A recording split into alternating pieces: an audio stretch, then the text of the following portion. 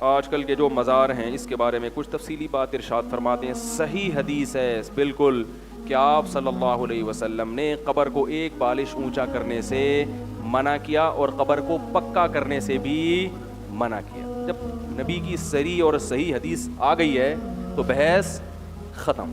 چاروں ائمہ کے نزدیک, چاروں فقہا کے نزدیک اور تمام مکاتب فکر کے نزدیک قبروں کو پکا کرنا, ان کو اونچا کرنا یہ حرام ہے, گناہ کبیرہ ہے. عیسائیوں سے عبرت حاصل کرو, امریکہ اور یو کے قبرستان جا کے دیکھو, ان میں کوئی آپ کو ڈبل منزلہ قبروں پہ عمارتیں نظر.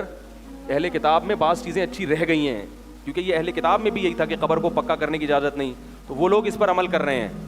آپ دیکھو امریکہ اور لندن کے قبرستانوں کا یوٹیوب پہ وزٹ کرو تو آپ کو سادہ قبریں نظر آئیں گی, اور پاکستان لکھو گے تو آپ کو قبر کم اور وہ کوئی بلڈنگ زیادہ نظر آئے گی وہ, اور اس میں بعض دفعہ مردہ بھی نہیں ہوتا اندر, اور بعض دفعہ آدمی نہیں ہوتا, پتہ نہیں کون ہوتا ہے. کوئی چرسی ہیروئن چی مرتا ہے اس کی قبر پہ بنا لیتے ہیں عجیب عجیب. میں بھی تھائی لینڈ سے ہو کر آیا ہوں نا, وہاں میں نے بت پرستی دیکھی تو بتوں کے بارے میں وہم ہے کہ یہ یوں کر دے گا, یہ یوں کر دے گا. تو مجھے خیال ہوا کہ جیسے ان کے پاس ان بتوں کے برحق ہونے کی کوئی دلیل نہیں ہے, توہمات ہیں, ایسے ہی ہمارے پاس مزار پرستی اور ان روحانی ٹوپی ڈراموں کے برحق ہونے کی کوئی دلیل نہیں ہے, صرف توہمات ہیں. وہ توہمات کیا ہیں؟ ہندوؤں کا نتیجہ ہے کہ ہم نے فلاں بھگوان کی منت مانی تھی, ہمارا فلاں کام ہو گیا تھا. بعض دفعہ کام ہو بھی جاتا ہے نا, تو ان کے پاس ایسے کچھ واقعات ہوتے ہیں, وہ واقعات لوگوں کو سناتے ہیں, لوگ یقین کر لیتے ہیں. ہمارے ہاں بھی جو روحانی ٹوپی ڈرامے مارکیٹ میں چل رہے ہیں, ان کے پاس بھی واقعات کی ایک فہرست ہوتی ہے. فلاں آیا تھا, میں نے فلاں وظیفہ بتایا تھا, اس کا فلاں کام ہو گیا تھا. تو اللہ نے بھگوان کے جو پتھروں کے بنے ہوئے بت ہیں ان کے باطل ہونے کی دلیل میں یہ نہیں کہا کہ ان سے تم نے فلاں موقع پہ مدد مانگی تھی اور کام ہو گیا تھا, بلکہ اللہ نے کہا کہ تم کتنی چیزیں ان سے مانگتے ہو وہ پوری نہیں ہوتی. ایک دلیل یہ دی, الہم ارجل یمشون بہا, کیا ان کے پاؤں ہیں جس سے چل سکتے ہیں؟ یعنی اللہ نے بتایا کہ یہ اپنا کام نہیں بنا سکتے تو تمہارا کہاں سے بنائیں گے؟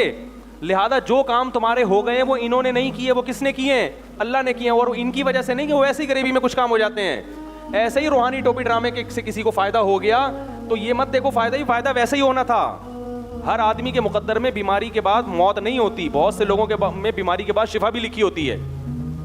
تم یہ دیکھو کہ جو اپنے آپ کے کام ٹھیک نہیں کر سکتا وہ تمہارے کام کہاں سے ٹھیک کرے گا؟ جو روحانی علاج والا, تم جا رہے ہو اس کے پاس کہ میری فلاں جگہ سیٹنگ چل رہی ہے, وہ لڑکی مجھے مل جائے, زیادہ تر یہی ہو رہا ہے.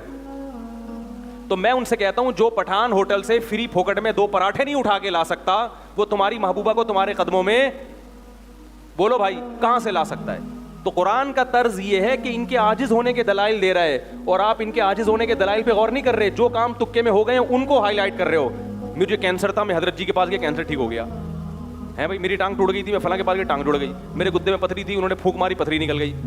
ارے اگر پتھری نکل رہی ہوتی ٹھیک ہے, نکل گئی آپ کی, مانتا ہوں, ان کی پھونک سے نہیں نکلی, ویسے نکلی ہے. ہر ایک کی پتھری نے اندر رہنا نہیں ہوتا.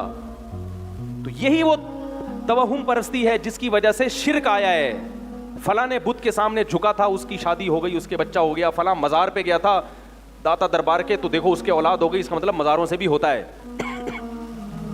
تو بھائی اگر ایسے ہو رہا ہوتا نا, آپ یہ دیکھو کتنے گئے ہیں ان کو پھر بھی اولاد نہیں ملی, اور کتنے نہیں گئے ہیں پھر بھی ہو گئی اولاد ان کو. تو قرآن کا جو دلائل بیان کرنے کا طرز ہے نا, وہ یہ نہیں ہے کہ ان سے کیا کیا ہو رہا ہے. قرآن کہہ رہے ہیں جو خود عاجز ہیں, تو جو مزار میں پڑے ہوئے ہیں چاہے وہ ولی اللہ ہی کیوں نہ ہو, بھائی وہ تو ہل نہیں سکتے, وہ قبر سے باہر نہیں آ سکتے,